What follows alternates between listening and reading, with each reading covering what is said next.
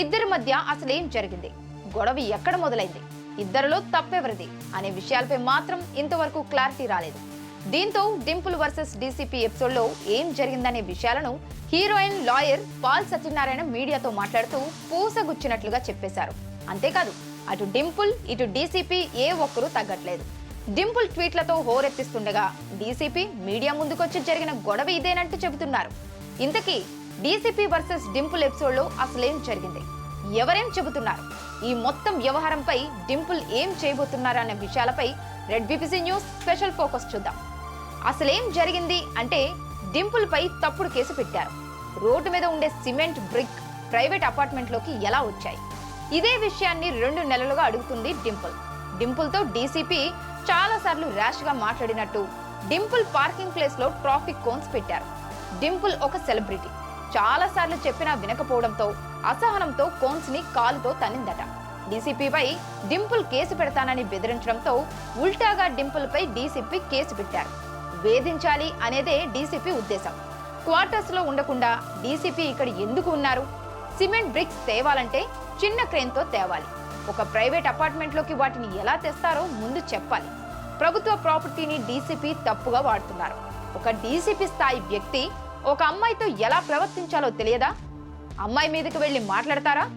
ఒక సెలబ్రిటీగా, ఒక అమ్మాయిగా, అందులోనూ పోలీస్ ఆఫీసర్ పై కేసు పెట్టేందుకు డింపుల్ వెనకాడారు. తీరా ఐపీఎస్ తన డ్రైవర్ తో కేసు పెట్టించారు. డింపుల్ కూడా ఫిర్యాదు చేశారు, కానీ పోలీసులు తీసుకోలేదు. 4 గంటల పాటు పోలీస్ స్టేషన్ లో పోలీసులు కూర్చోబెట్టారు.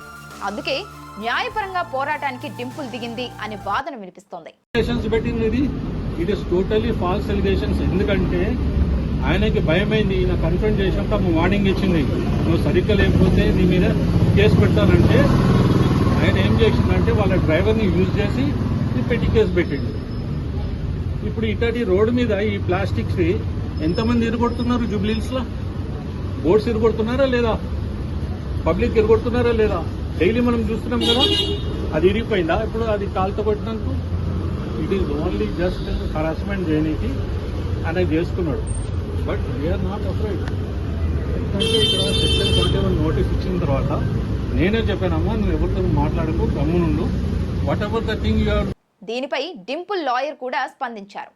కాగా అంతకుముందు డింపుల్ వర్సెస్ డీసీపీ కేసులో సీసీటీవీ ఫుటేజ్ బయటపడింది.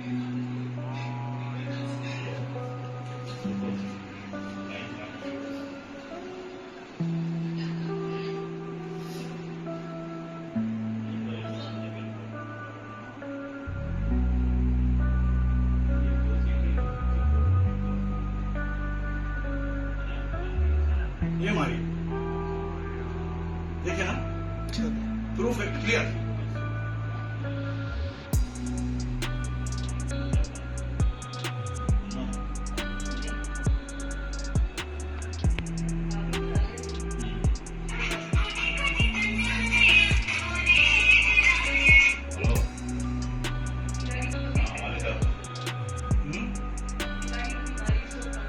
बोला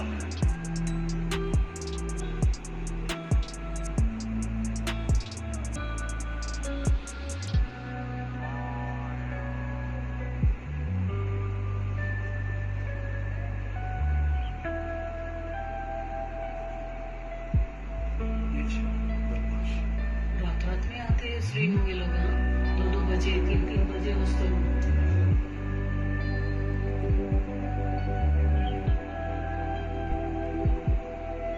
డ్రగ్స్ కూడా తీసుకుంటున్నారంట. కింద కూర్చొని పక్కన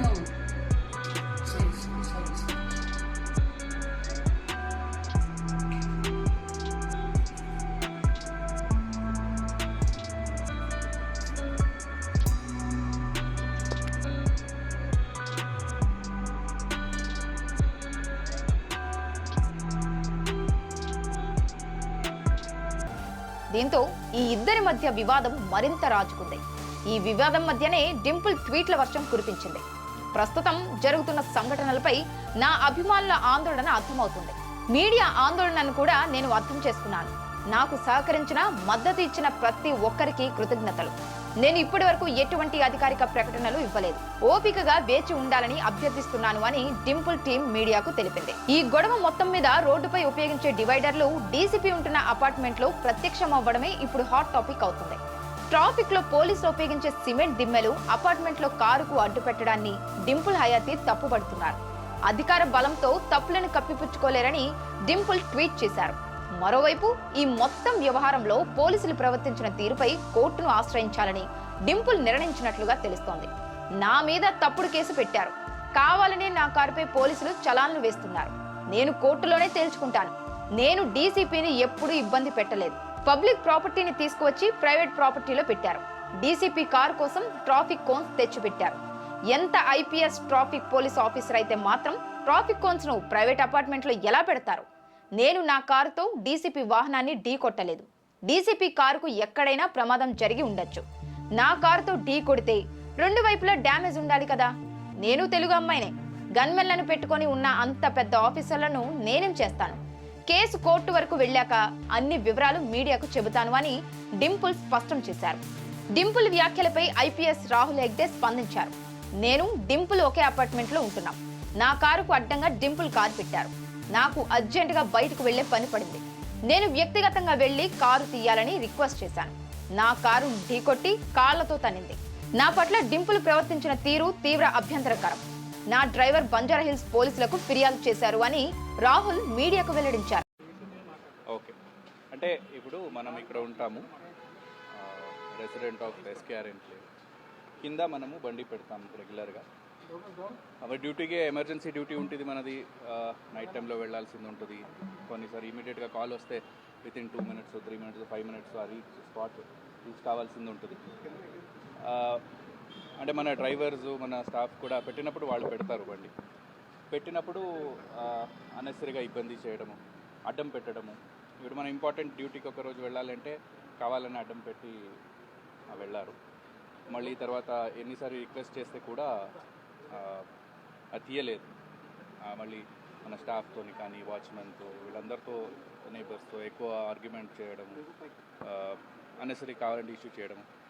నైట్ టైము మన డ్రైవర్ బండి పార్క్ చేసి ఉంటే కావాలని వచ్చి డాష్ ఇచ్చారు. ఇచ్చితే రైట్ సైడ్ కొంచెం డ్యామేజ్ అయింది.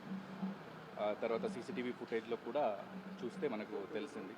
మళ్ళీ బండి కాల్తో తన్నడము ఇవన్నీ సీసీటీవీలో వచ్చిందండి. అందుకోసం మన డ్రైవర్ ఎవరు ఉన్నారు లీగల్గా పోలీస్ స్టేషన్లో కంప్లైంట్ ఇచ్చారు.